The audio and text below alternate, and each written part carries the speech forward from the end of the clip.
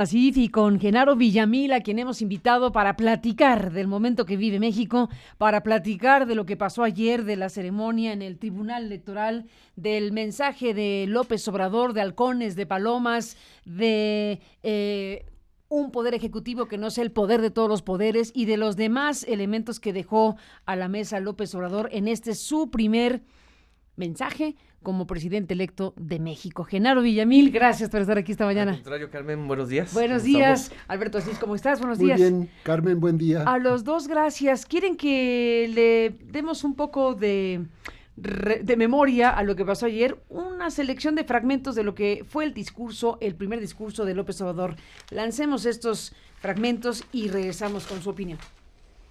La mayoría de los ciudadanos mexicanos están hartos de la prepotencia, del influyentismo, de la deshonestidad, de la ineficiencia y desean con todo el alma poner fin a la corrupción y a la impunidad. Millones de compatriotas aspiran a vivir en una sociedad mejor, sin la monstruosa desigualdad económica y social que padecemos. Ha sido muy satisfactorio constatar que incluso los sectores de clase media, y no pocos, de los más acaudalados, manifestaran con su voto el deseo de mejorar la situación del prójimo y su acuerdo en el principio de que el gobierno ha de representar a todos, pero que debe dar preferencia a los olvidados y a los más pobres de México. Que no habré de entrometerme de manera alguna en las resoluciones que únicamente a ustedes competen. En el nuevo gobierno, el presidente de la República no tendrá palomas mensajeras ni halcones amenazantes. Ninguna autoridad encargada de impartir justicia será objeto de presiones ni de peticiones ilegítimas cuando esté trabajando en el análisis, elaboración o ejecución de sus dictámenes, y habrá absoluto respeto por sus veredictos. El Ejecutivo no será más el poder de los poderes, ni buscará someter a otros poderes. Cada quien actuará en el ámbito de su competencia y la suma de los trabajos respetuosos e independientes fortalecerá la República y el Estado de Derecho. El Estado democrático de derecho transitará del ideal a la realidad. Fragmentos de lo que ayer pasó, Alberto Asís. ¿Qué te pareció este discurso, este mensaje de Andrés Manuel?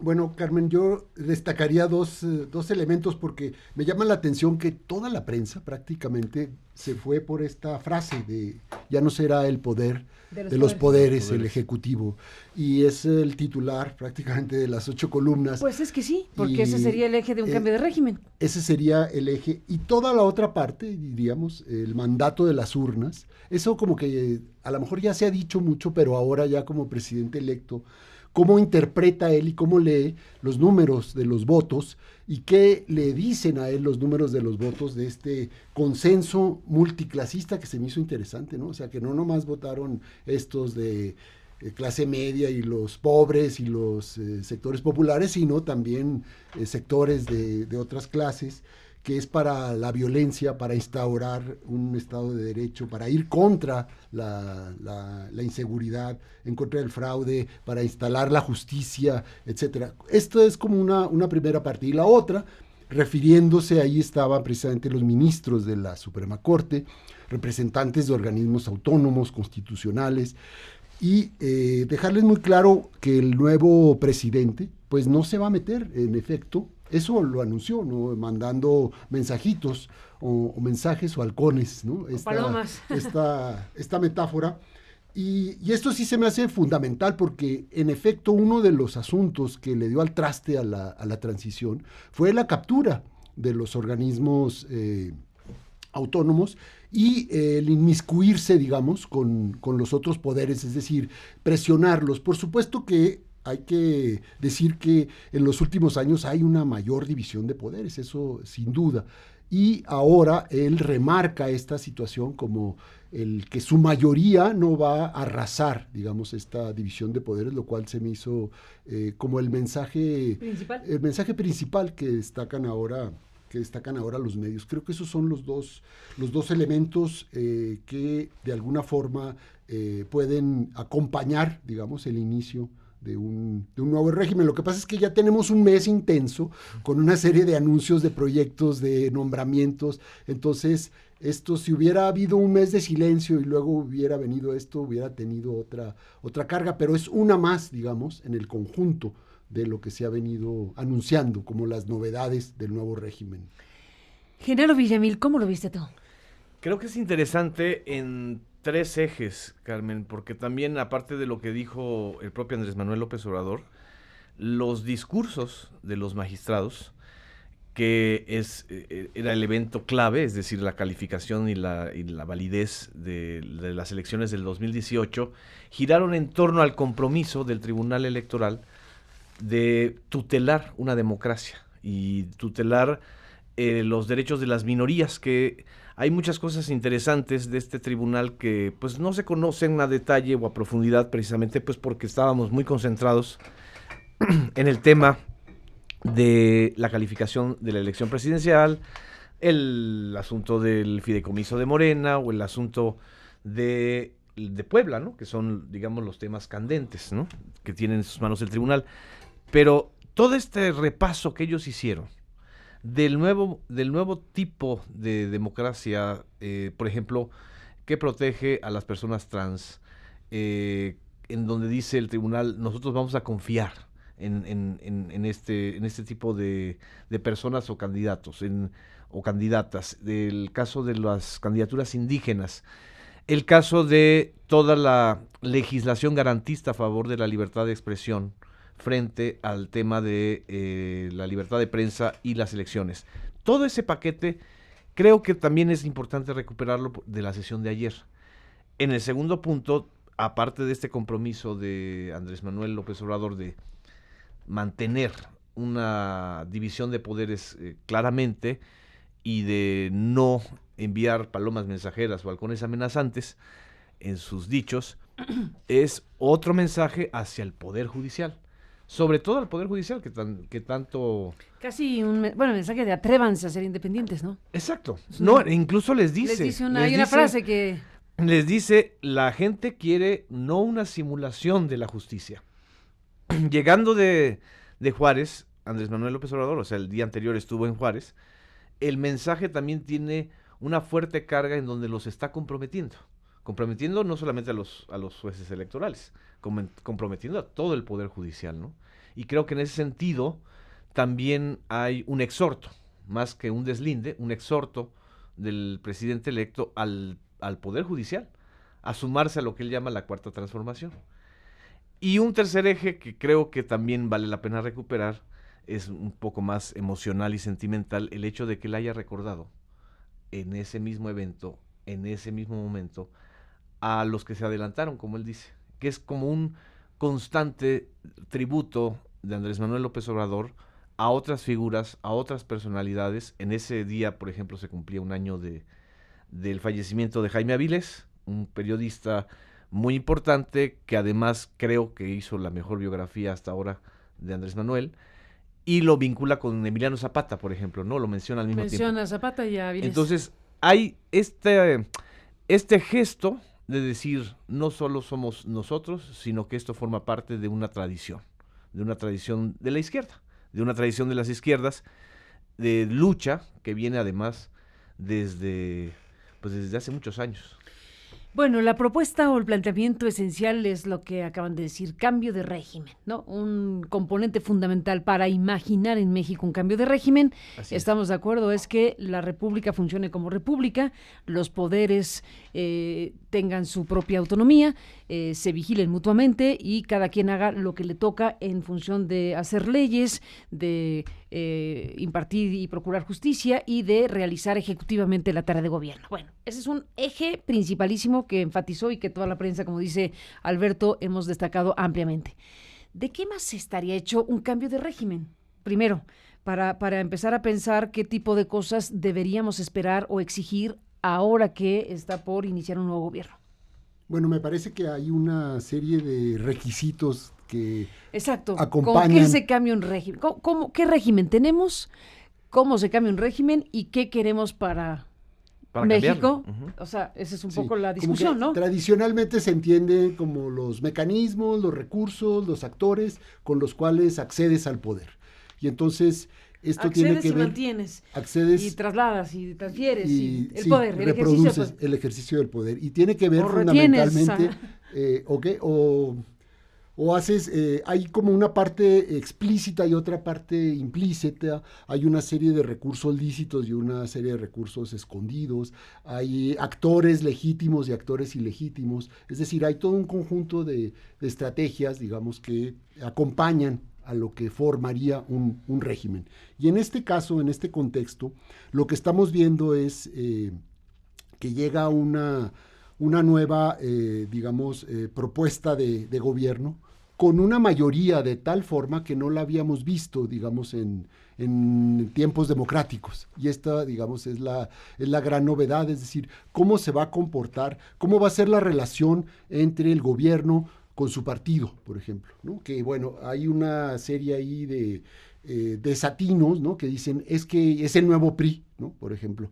Y otros dicen, no, es que eso ni partido es, eso es un movimiento, ¿no? Entonces, bueno, habría que ponerse de acuerdo primero. No más que ganaron de una manera impresionante, Morena, o sea, tienes, ¿no?, un montón de poder ahí. Pero formalmente es un partido que tiene 4 años y que gana la mayoría, que gana las cámaras, que gana los congresos locales, por lo menos 19 tiene mayorías en los estados, y que de alguna manera no sabemos cómo va a ser exactamente esa relación, porque dicen que es muy fuerte la figura, ¿no?, del el fundador, que va a ser ahora el presidente, y siempre hay un problema en los partidos con los fundadores, digamos, ¿no? Esa parte siempre es complicada, sobre todo para la institucionalización de los partidos, pero creo que ese es un elemento, relación partido-gobierno, ese va a ser un elemento. Un elemento clave, sin duda. Es el Congreso, es decir, cómo va a ser el uso de la mayoría. Antes de que vayas al tema del Congreso, sobre el tema partido-gobierno, ¿cómo imagina? ¿Cuáles son los escenarios que podemos tener? La sorpresa sería que Morena se termine de constituir como un partido poderoso, que ya es, ¿no? Sí. Al final de cuentas. ¿Y qué tipo de relación debería tener con Andrés Manuel López Obrador? ¿Tendrían que recurrir a la frase sedillesca de la sana distancia? Bueno, me parece que hay como... ¿Qué sería lo apropiado, lo adecuado, lo que esté a la altura de un diferente régimen, de un cambio de régimen? Sí, tal vez tendrían que ensayar una nueva fórmula, porque lo que hemos visto hasta ahora, bueno, pues es la relación del régimen priista, en donde el presidente pues era el jefe del partido.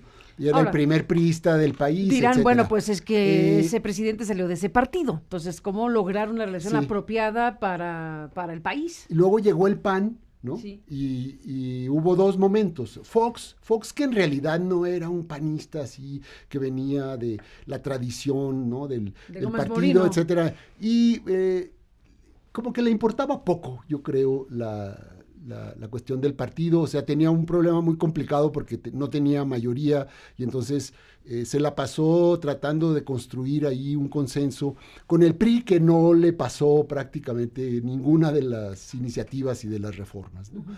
Y Calderón, que sí era un panista de tradición, de cepa, historia, etcétera, tenía toda la cultura del partido, y lo que hizo fue adoptar el modelo priista un poco, pero en la cultura dentro de la cultura del PAN. Y entonces esto rechinó un poco, porque sí, él mandó a los dirigentes, los nombraba, tenía una relación muy cercana con el partido. Entonces, bueno, sabemos que Andrés Manuel con Morena, pues hay una relación muy íntima con ese partido, que él fue como el motor de la creación de Morena. No es imaginable qué pasó sin Andrés Manuel. Exactamente. Entonces, ahora que en un corto plazo van a llegar al gobierno, pues hay una gran interrogante, ¿no? Porque me imagino que el presidente tendrá suficientes temas y problemas como para estarse encargando del partido. Tengo la impresión que un escenario puede ser, en efecto, que corra el partido por su cuenta, que tenga la autonomía relativa que pueda tener y que tenga su dinámica propia. Creo que esto sería más o menos sano. ¿Cómo ve Villamil esta parte de la historia? El partido del presidente y el presidente en funciones. Yo creo que el cambio en el acento al presidencialismo mexicano lo está dando el día de ayer, o lo dio el día de ayer con el discurso. Es decir, sí, fue muy enfático en el tema. ¿El presidencialismo mexicano qué es? Es la conjunción de 4 grandes cargos que tiene el presidente de la República. Es el jefe del gobierno, el jefe del partido gobernante, el jefe de las Fuerzas Armadas, es decir, es el comandante supremo, que deviene de su carácter de jefe de gobierno. Oye, y el factotum de todo lo demás. Y el jefe de los poderes, pues sí, del poder ejecutivo, y del poder legislativo, del poder judicial. Con atribuciones metaconstitucionales, para citar a Carpizo. Y de los gobiernos. Y de los gobiernos estatales. Eso ha sido históricamente en los 70 años. Eso se ha ido modificando al paso de los años. No es tan categórico como lo fue siempre, ¿no? Se ha ido debilitando. Es decir, las atribuciones metaconstitucionales las aplicaron hasta Zedillo. Las aplicó Zedillo, las quiso aplicar Fox, no le salió. Las quiso aplicar Calderón, las aplicó Peña Nieto. El punto aquí es que tú llegas con un nuevo presidente con una fuerza social de votos impresionante. Es decir, estamos ante el primer presidente, quizás solo comparable con el caso de Fox, que llega de manera legítima, con una fuerza de los votos, 30 millones de votos, el político más votado en la historia contemporánea de México, y legal, es decir, sin conflicto legal, sin conflicto postelectoral. Lo que sucedió el día de ayer... A ver quién impugna esa elección, ¿estás de acuerdo? Era impresionante, o sea... De no ser el PES, pero por el tema del registro. Y el PANAL. Sí, bueno. Entonces, con esa fuerza, él mismo está advirtiendo que no va a usar esos poderes extraordinarios para incidir en el poder judicial, y no lo aclara, pero está pues, ahí entre líneas, tampoco en los niveles de los otros poderes, en los gobernadores o en los congresos estatales, aunque cuente con la mayoría, con la posibilidad de ejercer una mayoría a través de Morena, ¿no? Entonces, ese es el gran compromiso que hizo ayer Andrés Manuel. Entonces, ese es realmente el principal eje que tendría que ver con el cambio de sistema. Sí, totalmente ese es el gran tema, porque al final, teniendo esa inmensa fuerza político-electoral que le dieron los votos, podría hacer lo que se le dé la gana. Podría reinstalar, revivir el Tlatoani, todo esto que dijimos con una facilidad inmensa, habiendo en México una cierta inercia cultural hacia esa zona. Es decir, México ha tenido durante décadas la prevalencia de esa cultura autoritaria, claro, de una cultura que no solamente la practican los políticos, sino hay una cosa extendida. Claro, el mandato de las urnas ha dicho que sea diferente. Entonces es decir, podría hacer lo que quiera, así es, pero voy a optar porque el asunto sea como dice el libro, ¿no? Como dice la Constitución. Y en ese sentido, Carmen, no hay un cambio de régimen, es decir... No, pero apunta, porque si solo eso sucediera, es. Si sucediera que en México los jueces hicieran su trabajo sin consigna política, que se responsabilizaran de impartir justicia, de procurar justicia, las procuradurías, etcétera, si eso sucediera, exacto, y cada quien asuma con el alcance que tiene su trabajo, eso sí sería empezar un cambio de régimen. Si eso un cambio de sistema. Un cambio de sí, sistema. Yo destacaría varias cosas. Una, creo que es la invitación al Poder Judicial. A que lo haga. A que se empodere, exacto, realmente. A que se la crea, a que se la crea. Que no solo consignas del Ejecutivo, sino de los grupos de interés, ¿no? Porque hay mucho lobby en el Poder Judicial. Pero claro, porque no todo es el presidente. Exactamente. No todo es el presidente. Hay un montón de poderes fácticos que están en los en los juzgados, en los tribunales, etcétera, Sí, sí, sí. Así es. aunque no entonces se entere el ustedes presidente. Hagan Son los su halcones, trabajo. los halcones amenazantes. Amenazantes. Hagan su trabajo, ¿no? Conforme a sus convicciones y conforme al Estado de Derecho, es decir, atrévanse un poco, ¿no? Es decir, es Pero a como ver, el empujón en ese sentido. Qué gran asunto. Tendremos jueces valientes que digan, bueno, ya el Ejecutivo me dice que me la crea. El Ejecutivo me dice que tome el poder en mis manos como Poder Judicial. Bueno, ¿tendremos casos en donde los jueces denuncien presiones distintas que tengan? Tendría que ser parte de la lógica, Es porque al final la manera de presionar a un juez, a un tribunal, a un magistrado es de diferentes formas. Y es que ayer, en el discurso de 13 minutos, lo que Andrés también les está diciendo, López Obrador, es, ojo, también los están vigilando la sociedad. Es decir, no solamente basta ser autónomo y en la entelequia, Ujú. sino autónomo pero con visión frente a la sociedad, o sea, que rindan cuentas ante la Sí. sociedad. Los jueces, y ese es el gran tema que va a venir, la legitimación del Poder Judicial en México. Es decir, cómo se vuelve legítimo un Poder Judicial que está tan deslegitimado con resoluciones, pues como las que vimos el mismo día de ayer, en el caso del Bester o en el caso de otros de otros jueces de consigna o de otros juicios, ¿no?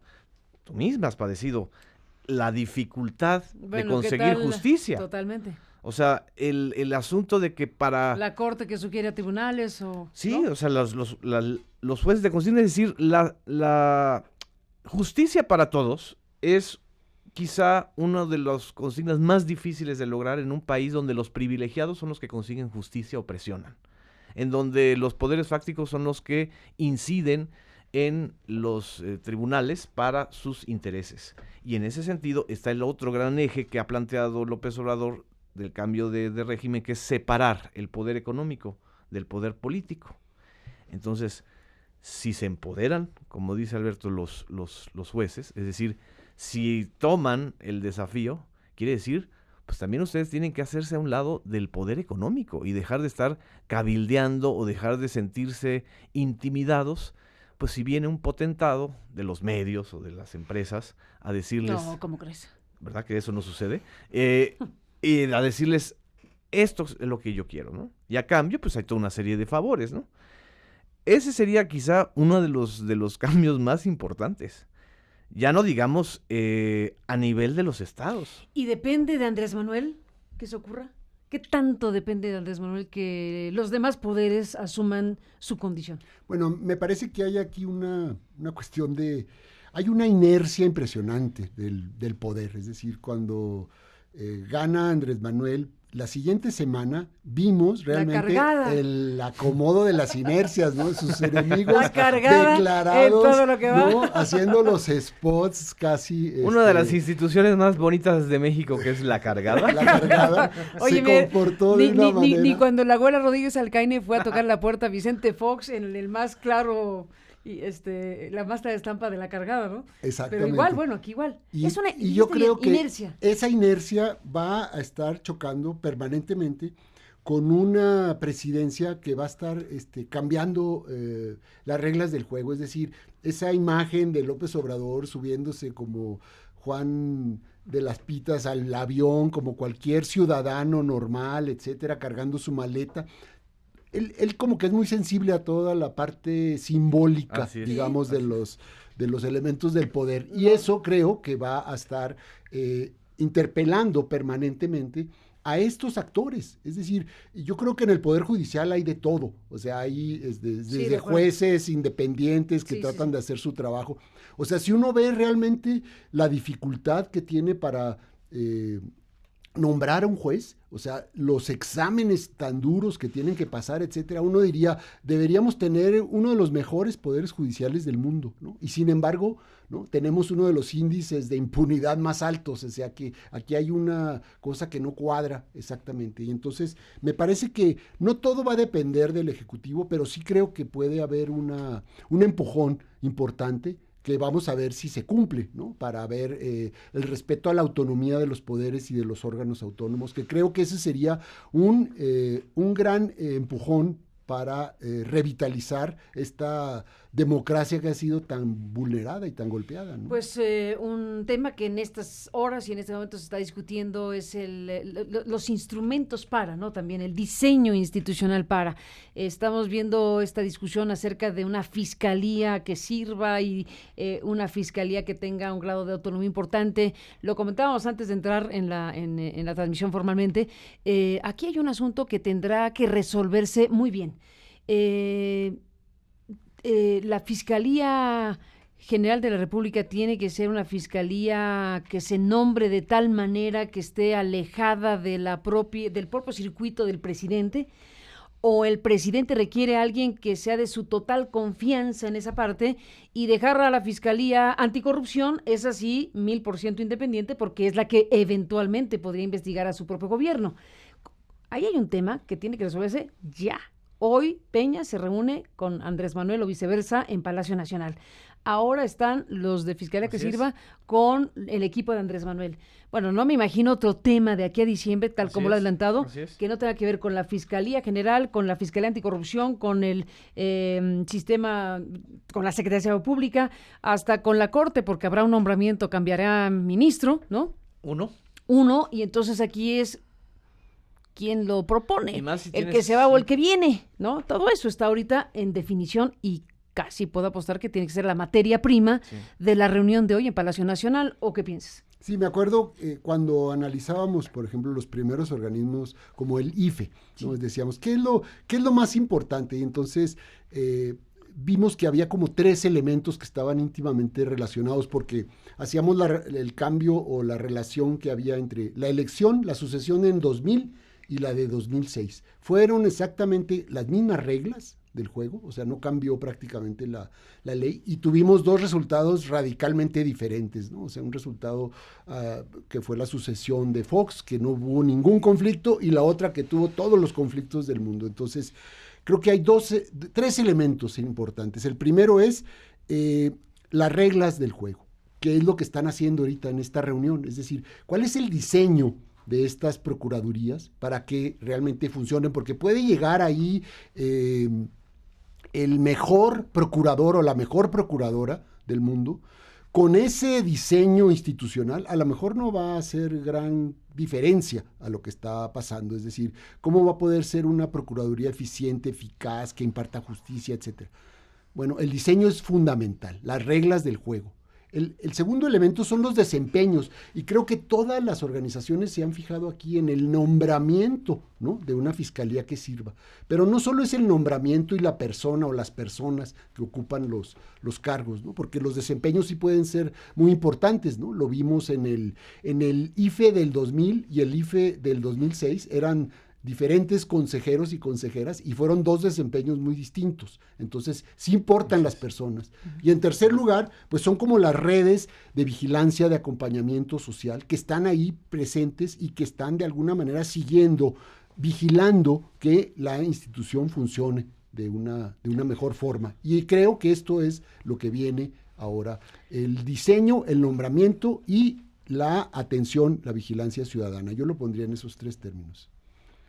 Y ahí hay un problema político, Carmen. Es decir, el problema político es que ya se les pasó el tiempo a la mayoría del PRI o a la mayoría de Peña para poder designar al fiscal general en los términos. Ya no puede ser Peña el que impulse un nombre. Pero No, imagínate, ¿tú crees? No, esa era la intención. Ni el fiscal anticorrupción de Veracruz sería. No, era la intención, digamos, no modificar las reglas del juego para que entonces, conforme está el 102 constitucional ahora, pues hubiera un fiscal carnal. Es decir, en el camino pues se le cayó la propuesta de Raúl Cervantes Andrade, y en el camino también se le han caído otros halcones amenazantes, como Castillejos o palomas mensajeras. Entonces, ahora el problema va a ser para la nueva legislatura que entre el 1 de septiembre, para el nuevo Senado, es sigamos con las mismas reglas,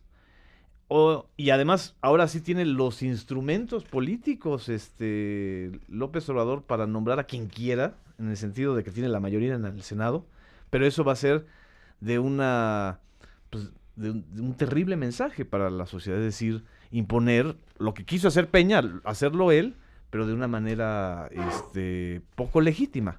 Entonces yo creo que aquí el problema político es resolver si se van a cambiar las reglas. Si van a cambiar las reglas al mismo tiempo de establecer un mecanismo, ¿no?, en donde no solo sea un grupo de organizaciones de la sociedad civil, que también en ese sentido hay una crítica legítima. Bueno, es decir, Ortiz Pinchetti ayer decía, cuidado con un caballo de Troya. exacto. También tienen esa preocupación Sí, del tipo de nombramiento. ¿Cuál es el escenario? ¿Va a llegar ahora en la tarde Andrés Manuel con Peña Nieto y le va a decir, a ver, aquí está, hay que cambiar el 102 o no? ¿O le va a dar nomás las ternas y le va a decir, nosotros pensamos que estas pueden ser las personas no que deben de necesita ocupar? decírselo. Pero ya lo dijo. Bueno, a ver, Bueno, ya lo dijo. No, por pero eso además, digo, la a ver, Peña. si se mantiene lo que hoy existe, que está ya definido en la ley, entonces tendría que haber una convocatoria para que desde el Senado se elijan a 10 desde el Senado. De Exacto, esos 10, Exacto. de esos se 10, hace una selección. de esos 10, el presidente elige 3. Esa es la terna del presidente, Que que manda al regresa Senado. al Senado, y de esos 3 sale Así es, un Sale fiscal. un fiscal. Bueno, ya hay una terna previa que Andrés Manuel lanzó, ya dijo 3 nombres, ¿no? Ujú, ujú. Entonces, bueno, el mecanismo per se ya está tocado por Pero dijo anticipado. 3 nombres para la Fiscalía Anticorrupción, no para la Fiscalía General. ¿También? ¿Es para la general? No, era la ¿La de Fiscalía Batis? Anticorrupción. No, sí, cómo no. Y bueno, pues ahí el problema es ese, o sea, si esos que él... González Alcántara, Batis y de Gives. de Fiscalía General, es cierto. Y al mismo tiempo dio a conocer sus Sí, 3 para la Fiscalía Anticorrupción. ya están los nombres que él le propone. Y para la FEPADE, que sería la otra gran fiscalía, ¿no?, La electoral. la electoral, pues todavía no hay propuesta, porque también está Pero el tema es que si Andrés Manuel dice, yo deseo llegar a diciembre con todo nombrado, Eso dijo, sí. eso dijo, ¿no? ¿Sí? Sí, Entonces, sí. a diciembre quiere decir que tiene que ser ya ahorita y con Peña, En de el alguna periodo- manera. Sí, lo que pasa es que es el nuevo periodo que empieza en septiembre para el Congreso, que es el momento en donde me imagino que vendrán. Yo no sé si viene el cambio de regla constitucional o solo viene el procedimiento ya para Pues que nombrar. nos cuenten al rato de que hablaron Peña y López Obrador. El otro tema, Porque ese debe Carmen, ser un tema, ¿no? Me imagino que ese es uno de los grandes temas. ¿sí? el otro tema, Carmen, es la Secretaría de Seguridad Pública, Ujú. que es lo que está pidiendo también, que se Lo acelere. que pide es que use su facultad de iniciativa preferente. Le Exacto. dice Andrés Así Manuel es. Peña, o sea, ya quiere acortar tiempos, quiere ahorrarse todo este periodo larguísimo de Exacto. que diciembre, entonces le está pidiendo a Peña directamente, usa tu atribución legal. Sí. Si no la usas, la usaré O yo, sea, lo pero va a me poner a esperaré. trabajar. Pues sí, le va a decir, le está diciendo, usa tu atribución legal de una iniciativa preferente para crear de nuevo Sí. una La Secretaría de Secretaría. Seguridad Pública, pero le tendrá que decir con este proyecto, porque ni modo que sea el de Peña.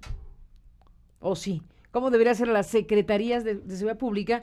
No nos imaginamos que aunque la promueva Peña, como le pide Andrés Ujú. Manuel, ni modo que sea el diseño de Peña, sino que tendrá que decirle con este Con diseño. el diseño que supuestamente es está trabajando el Durazo. el equipo de Durazo, el Ujú. equipo donde está Julio Scherer, es decir, de crear una ley orgánica de una Secretaría de Seguridad Pública, que tampoco puede ser la anterior, es decir, recordemos que Peña, y eso va a ser lo paradójico, Peña es el que le devolvió a la Secretaría de Gobernación las atribuciones de ser el jefe de las policías del país. Lo cual ¿no? fue catastrófico. Y ya vimos los resultados. Y yo creo que no necesita usar esa facultad de iniciativa preferente. Si él va a tener a partir del 1 de septiembre, ¿no?, un Senado en donde va a tener mayoría, pues ahí me imagino que la coalición de Morena puede perfectamente meter una iniciativa para generar Y esta entonces, nueva ¿para qué le pide a secretaría. Peña?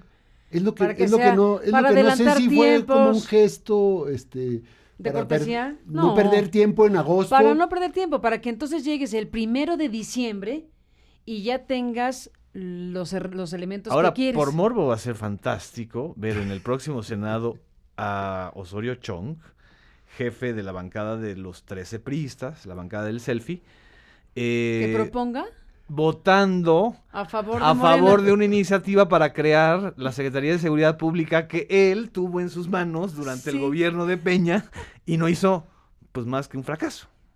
digamos, en términos estrictos. Cosas veredes, sí. Es pues, lo el tipo de paradójico cosas que de la iremos Cuarta viendo. Transformación. Vamos a ver a Osorio El tipo Chong. de cosas que iremos viendo. Oye, y porque la Secretaría de Seguridad Pública con Calderón cuando existía tampoco fue muy exitosa, ¿no? No, de fue sus resultados. Bueno, ¿y cómo le va a ir a Durazo con la nueva secretaría? También es un tema, porque el paquetazo que tienen es enorme.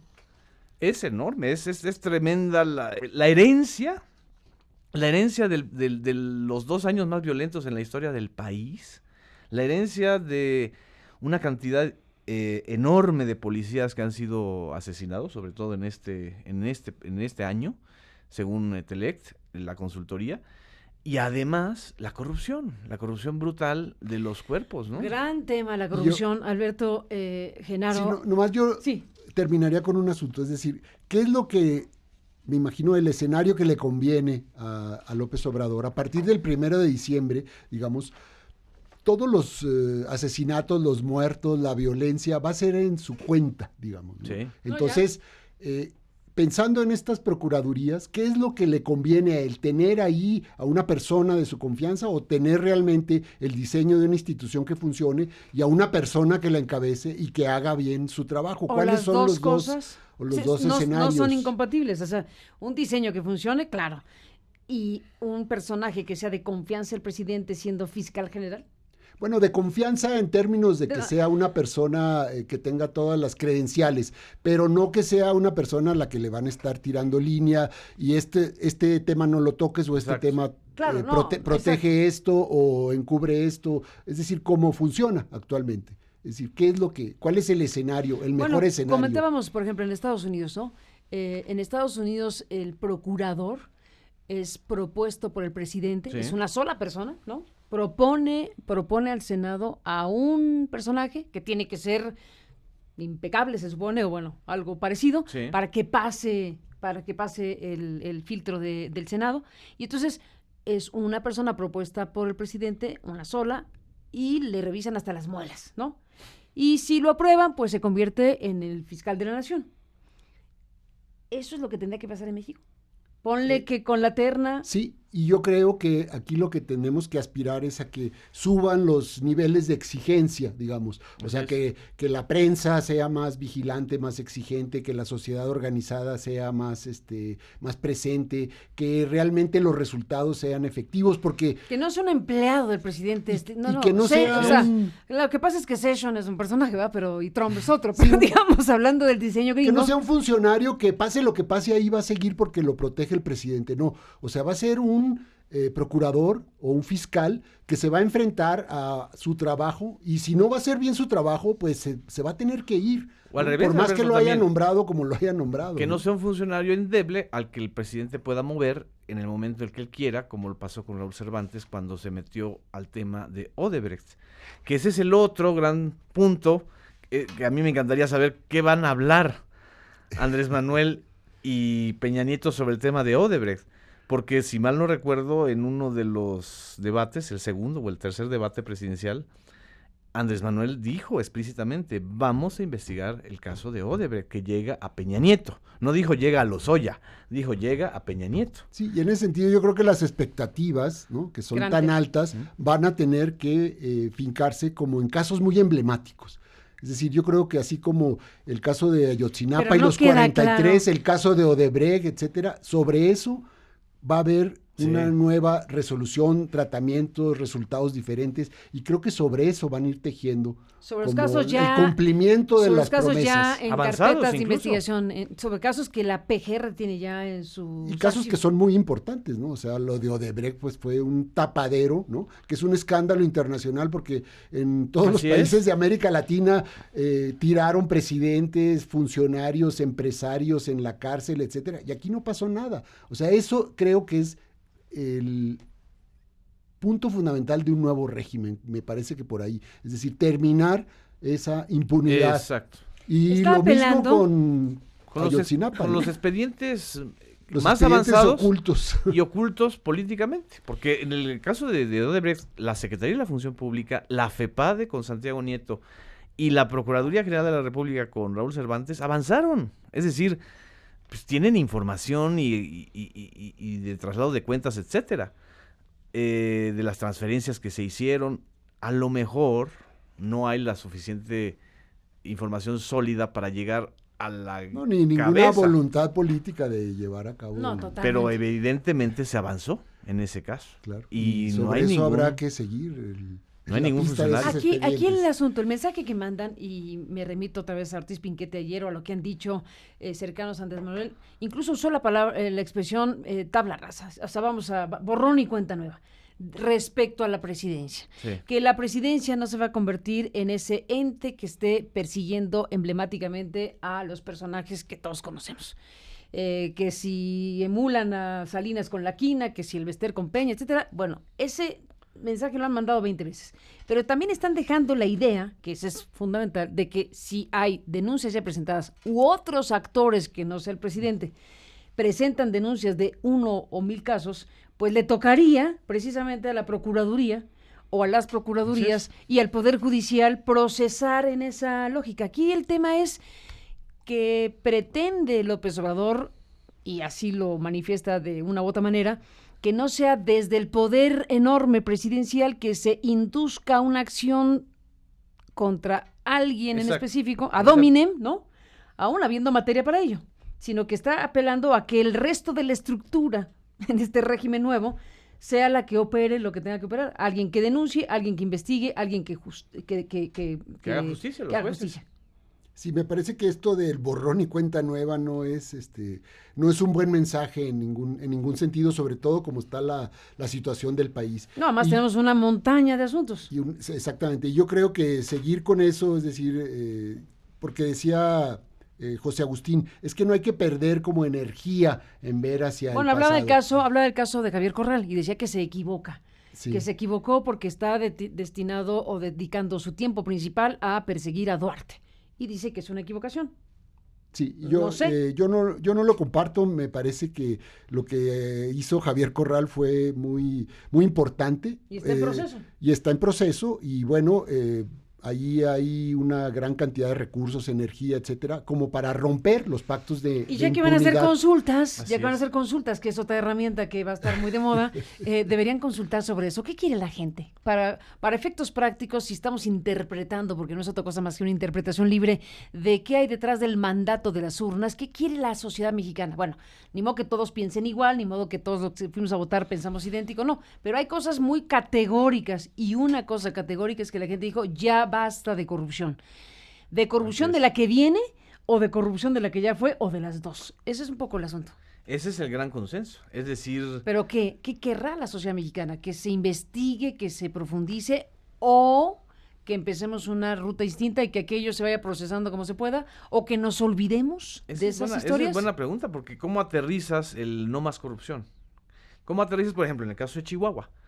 Está pendiente la solicitud, hasta donde yo entiendo, la solicitud de extradición del gobierno Sí. Pero federal claro que pendientes, son a son César más de Duarte. 11, son Hay más de como 11 15 órdenes de aprehensión, órdenes. 15 órdenes de Y hay aprehensión. un Bueno, él es de Chihuahua, él sabe muy y bien. hay un compromiso, o había un compromiso del actual secretario de Gobernación de Navarrete Prida con Javier Corral, firmado, leído antes de que llegara Javier Corral al hemiciclo a Juárez, en donde el gobierno federal se compromete a solicitar la orden de extradición.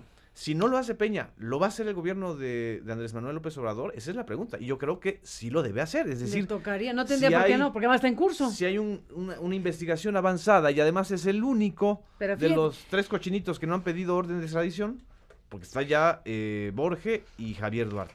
¿Por qué ¿Qué- César Duarte no? Qué gran tema. A ver, En el Alberto. fondo, se me hace que hay como una forma de entender cómo embonas tú, digamos, el final de un gobierno, lo que va a ser el pasado ya a partir Así del es. 1 de diciembre, con el futuro, digamos, de lo que va a empezar. Es decir, ¿qué tipo de tratamiento le das a los asuntos pendientes? Porque sí hay una gran cantidad de asuntos pendientes, hay una cantidad de asuntos que están en curso, y entonces tú no lo puedes olvidar y decir, va a haber borrón y cuenta nueva. Vamos a seguir, porque entonces el caso de Ayotzinapa, pues ahí quedaría borrón y cuenta nueva, ya no puede ser. Y esos otros casos simbólicos y emblemáticos, yo creo que hay que procesarlos, porque de ese pasado, digamos, que está entregando el actual gobierno, se va a empezar a construir el nuevo régimen y el nuevo gobierno. Entonces, me imagino que ahí en ese tránsito, pues nadie, como dice López Obrador, nadie al margen de la ley, nadie por encima de la ley, o sea, se tendrá que cumplir y no es el borrón y cuenta nueva. Y en ¿no? el caso Chihuahua, Alberto Asís, Genaro Villamil, en el caso Chihuahua, bueno, podría suceder algo extraordinario, porque es la única investigación en curso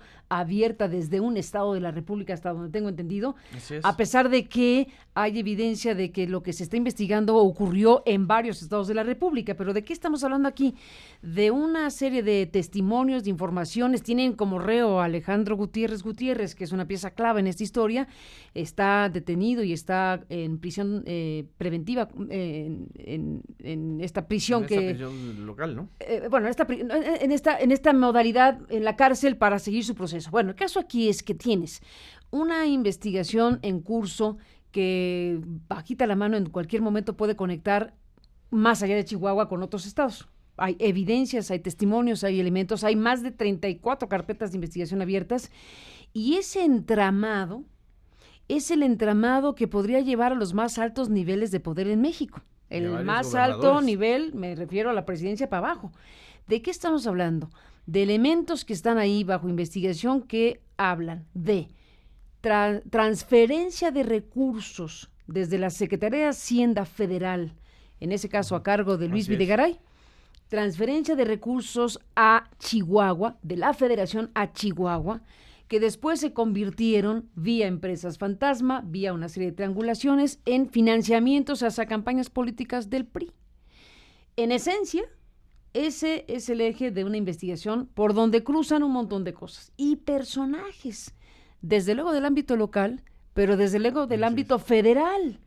Hemos visto que Mario Fabio Beltrones ha solicitado amparo por lo menos en 2 veces. Hemos visto que hay una inquietud muy seria por lo que pueda decir Alejandro Gutiérrez, tan es así que han hecho varios intentos de traérselo a México, a la Ciudad de México, y dejarlo de tener en Chihuahua como una pieza clave de esta investigación. Así que solo ese caso, por sus componentes, por su implicación, pues podría llevar a cosas muy fuertes. No me imagino, y no debería imaginarse uno que López Obrador diga, frenen eso, no, pues no, al contrario. Ese es el tipo de cosas en donde López Obrador tendría que decir, no me meto, pero no interrumpo, y sigan adelante, ¿no? Yo creo que esa es la lógica. Y si me toca, porque le tocará, ya hay órdenes de aprehensión, como dice Genaro Villamil, varias, 15 por lo menos, 15 órdenes de aprehensión que no han sido gestionadas por el gobierno de Peña en esta investigación, justo porque eso podría derivar en un escalamiento que podría llegar hasta el más alto nivel del poder político en México, por hablar de un nivel, o más. Entonces, cuando llegue López Obrador formalmente, cuando a Marcelo Ebrard, futuro canciller, le corresponda gestionar, traducir al inglés, que es lo que se les ha dificultado. Parece que el problema es que no han traducido al inglés, ¿no?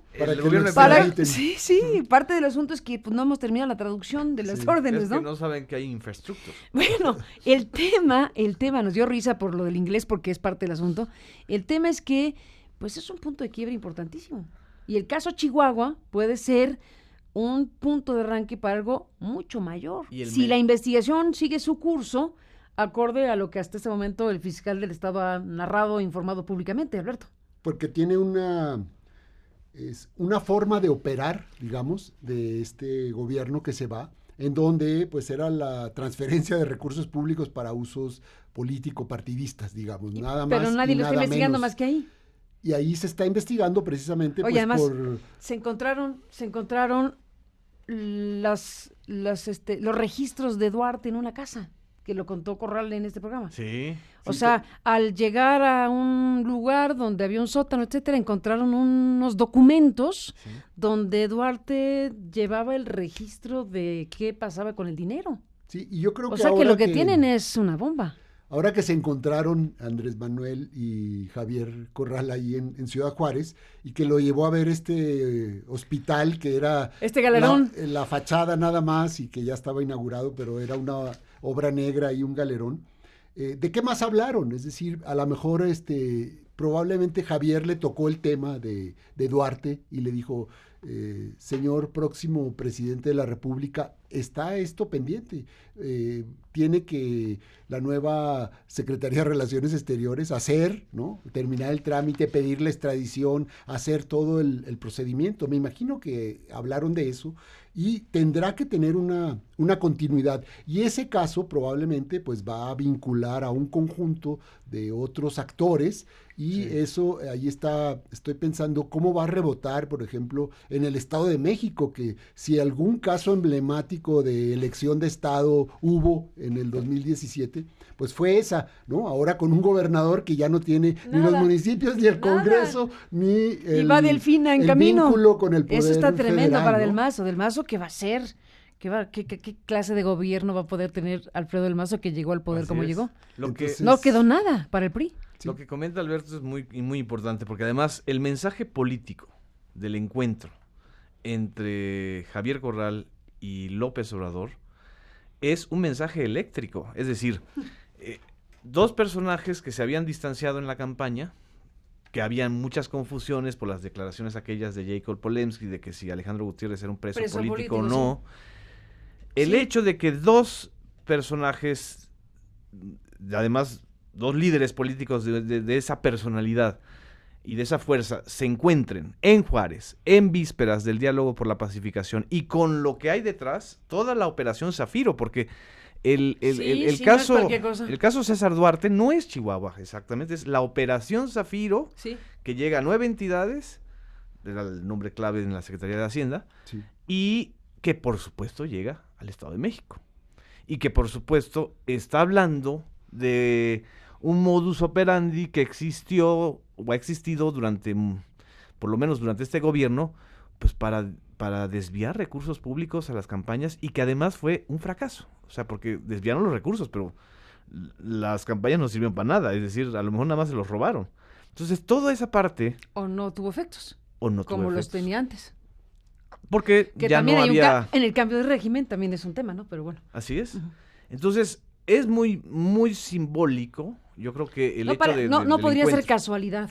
Es lo que quieres decir. No, y además no los dos personajes... No puede ser casualidad que llegue Andrés Manuel con Chihuahua en un contexto como este. Y los dos personajes, Javier Corral y Andrés Manuel, entienden muy bien de símbolos políticos. Sí. Y el símbolo que están mandando es muy fuerte. Es muy fuerte. Y yo creo que a los dos les conviene una nueva vinculación estratégica, porque Andrés Manuel necesita alianzas con los gobernadores, y los gobernadores necesitan un trato directo ahí con la federación y con el nuevo gobierno. Entonces, me imagino que aquí, en el caso de Chihuahua, será de una forma en donde podrá salir una vinculación, una alianza estratégica importante para los dos, que puede llevar precisamente no solo al combate a la corrupción, sino a un nuevo mecanismo de operar los recursos públicos, que es lo que le reclamó Javier Corral al gobierno de Peña Nieto, ¿no? Es decir, cómo los tratan bien, te premian si estás conmigo, te castigan si estás contra mí, etcétera. ¿Qué fue lo que ocurrió? Este uso faccioso de los recursos públicos, que sería una de las cosas que tendría que cambiar en el nuevo gobierno. Que es lo que debería hacer un presidente, es decir, no usar los recursos de la federación para presionar políticamente a un gobernador o a un adversario político. El superpoder de Hacienda. Así es. Bueno, acuérdense que Andrés Manuel, en su momento, cuando era jefe de gobierno, le llamaba a Gil Díaz Su Alteza Serenísima. Sí, es cierto. Bueno, claro, porque el poder de Hacienda, justo, discrecional, hace que sea de pronto más poderoso que el presidente. En aquel momento era más poderoso para efectos de la relación con los gobernadores Gil Díaz que Vicente Fox. Claro, porque son los recursos. Porque es el que dice te doy, yo te quito. El que abre o cierra el presupuesto, exactamente. Ni más ni menos. Bueno, aquí está un gran tema, la relación del presidente que viene con los gobernadores, el caso Chihuahua, la relación y la reunión con Javier Corral, que encuentras estratégica, eléctrica, dijiste, ¿no? Eléctrica. El efecto político es eléctrico, ciertamente, son dos personajes con liderazgos potentes, obviamente, y vamos a ver qué sucede después del encuentro en Chihuahua, con un caso investigándose en Chihuahua que tiene esta explosividad política indudable y que veremos cómo se destraba, porque está trabado, con el cambio de gobierno. Ahí empieza una historia muy diferente en el caso de la investigación de Chihuahua para conducir a la operación Zafiro completa. Así es. Y Andrés Manuel lo que está diciendo, bueno, no lo voy a impulsar yo, pero tampoco me voy a meter para que no ocurra. Exacto. Ese Y es el eso mensaje. ya sería una Y ganancia eso ya es mucho. enorme. Exacto. O sea, con que haga lo que le toca en este y los demás casos, Y ya no será impida, ganancia. no impida Y no que se impida haga. y no impida que se continúen y se abran los procesos Así que es. tengan que venir. Y que no haya casos de consigna. Es decir, en tanto Chihuahua, la Fiscalía de Chihuahua ya avanzó mucho en su investigación, pues que siga avanzando y lo que tenga que hacer la Procuraduría o la futura Fiscalía a nivel federal, que lo haga. Ese es quizá el mejor mensaje que puede mandar. Y me parece que el escenario, por ejemplo, esto que veíamos antes de la relación gobierno-Morena, ahí tendría que tener todos los focos de atención, es decir, cuál va a ser este vínculo, ¿no?, privilegiado o no privilegiado con el partido gobernante.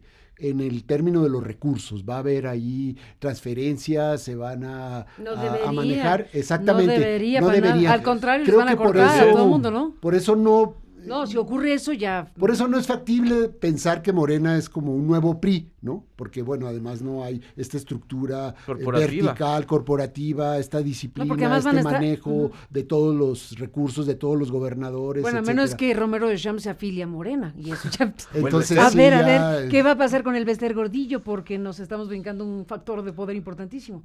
¿Qué va a pasar con esta conducta inercial de los poderes corporativos históricos de México, de sindicatos, de corporaciones diversas, etcétera? ¿Qué va a pasar ahí? Porque dirán, bueno, ¿a qué ventanilla me acerco? Ahí ya olvídate que tú digas o que tú quieras como presidente. ¿Cómo se van a comportar los poderes reales? Sí, yo creo que el caso emblemático de Romero de Champs, por ejemplo, que sigue siendo el secretario que se religió por varios años, que no se nos olvide que logró su... 24. Hasta el 2024. Yo me imagino que ahí, a la hora que metan una auditoría del manejo de recursos que va de la empresa a ese sindicato... No parece que nadie esté hablando de eso. Bueno, pues yo creo que ese es uno de los focos que se tendrá que atender de forma viable y que una gestión como la que ha hecho Romero de Champs en el sindicato de Pemex ya no sería viable en el nuevo gobierno. Yo lo pondría de esa manera. Tendrían que apelar, creo que alguien lo hizo ya del equipo de Andrés Manuel, si no me equivoco, apelar a los trabajadores, a que en su libre asociación ellos mismos revisen quién los debe representar. Apelar a la democracia interna de los sindicatos sería otro elemento, pero fíjate nada más qué tremendo. Ese es el otro gran expediente. Estamos hablando de ahora sí que si México está preparado para la democracia, dirían los clásicos, ¿no? Si México está preparado para la democracia, si desde los propios sindicatos, desde las propias organizaciones que históricamente han sido corporativas en la lógica de un cierto régimen, que es el que teóricamente se está acabando, bueno, habrá sociedad, habrá trabajadores, habrá personas que tomen ese reto y decidan hacer lo que les toca o decidamos hacer lo que nos toca a cada quien. En el caso de los sindicatos, ¿podremos ver una irrupción de democratización interna en los sindicatos en este país? Es que el caso, por ejemplo, del Bester nos está llamando a eso, es decir... Pero a ver... El tema no es el Bester. Bester Gordillo, no, pero a ver, el Bester Gordillo, ¿tú qué crees que está pensando? ¿Recuperar el liderazgo del sindicato o no?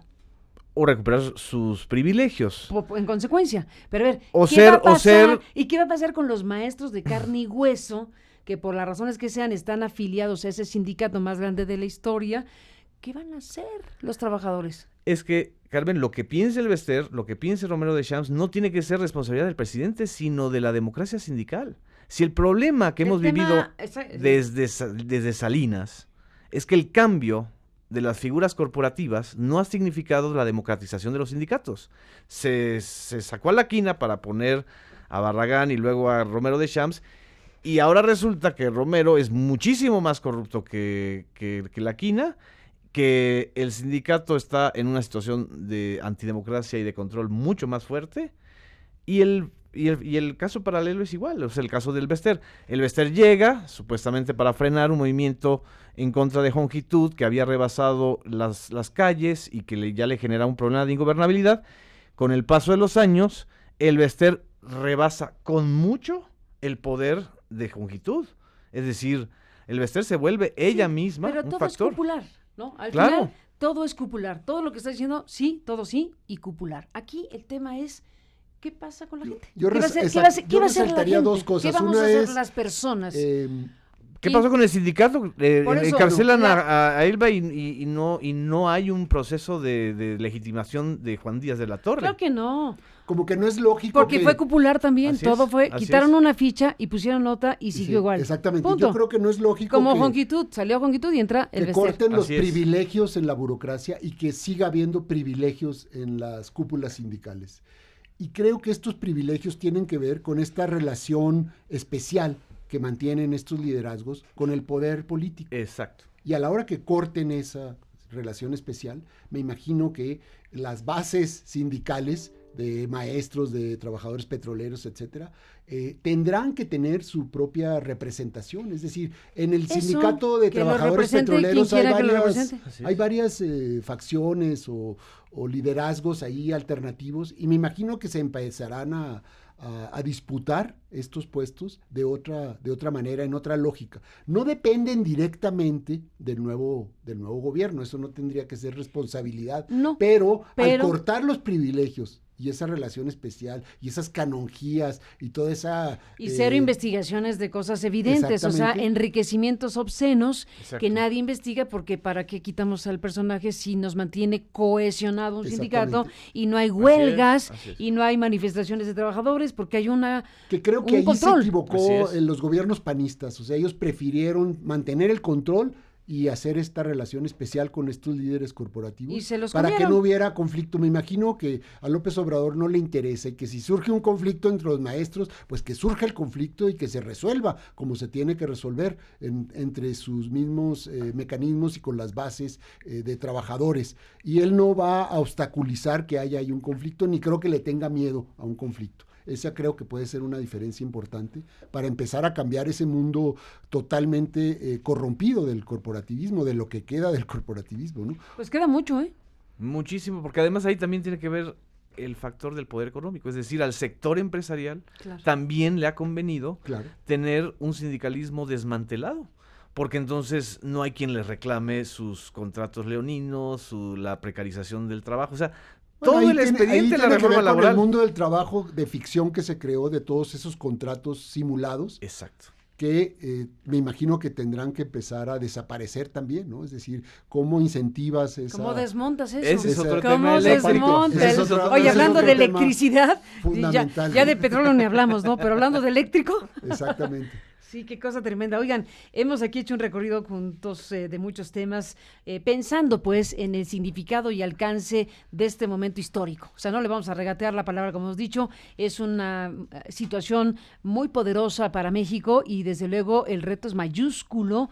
Y ya aquí en este recuento rápido nos estamos dando cuenta con mucha facilidad que desde luego a López Obrador le toca un paquete enorme, pero hay una necesidad muy clara de que Sí. la sociedad mexicana, sus organizaciones, la vida política y social de México se comporte de otra manera, nos comportemos de otra manera, y seguimos también pensando en cómo se van a ir desarrollando las cosas con factores de poder, si estamos hablando de un régimen político, con factores de poder que también hay que poner a la mesa. Por ejemplo, aquí tenemos un expertazo que es Genaro Villamil, el tema de los medios. Uf.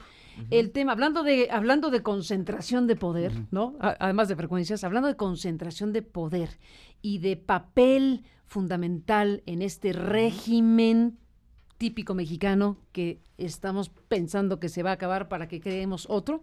Bueno, ¿cómo va a ser el mundo de los medios que están diseñados de cierta manera para estar absolutamente en sintonía con un cierto tipo de poder político?